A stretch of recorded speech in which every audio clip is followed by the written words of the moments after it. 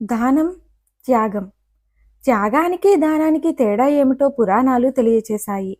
మన అవసరాలు తీరిపోయాక ఇచ్చేది దానం. మనకన్నా ఎదుటివారి అవసరం ఎక్కువని భావించి ఇవ్వడం త్యాగం. కొందరు పాత బట్టలు, పాత్రలు, రాత్రి తినగా మిగిలిన ఆహార పదార్థాలు లాంటివి పేదలకిస్తారు. నిజానికి అది దానం కాదు. అన్ని మతాల్లోనూ దానానికి పెద్దపీట వేశారు. దాన్ని దైవసేవగానే పరిగణించారు. దానం 3 విధాలన్నాడు శ్రీకృష్ణ పరమాత్మ.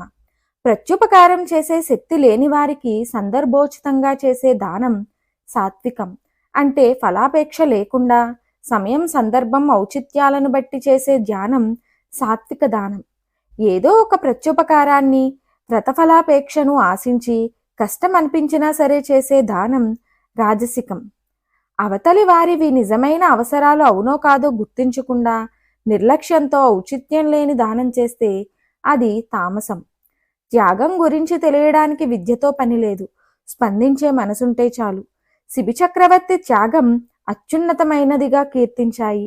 ఇతిహాసాలు, పేరు, ప్రతిష్టల కోసం చేసేది త్యాగం కాదు. నిజమైన త్యాగశీలులు ప్రత్యేకించి గౌరవాన్ని కోరుకోరు. త్యాగశీలత గురించి భర్తృహరి త్యాగం అనేది నేర్చుకుంటే వచ్చే గుణం కాదు, స్వతహాగా ఉండే సద్గుణం. ఇది అత్యున్నత భావన. నేను త్యాగం చేస్తున్నాను అనే ఆలోచన లేకుండా చేసేది ఉత్తమ త్యాగం అన్నాడు.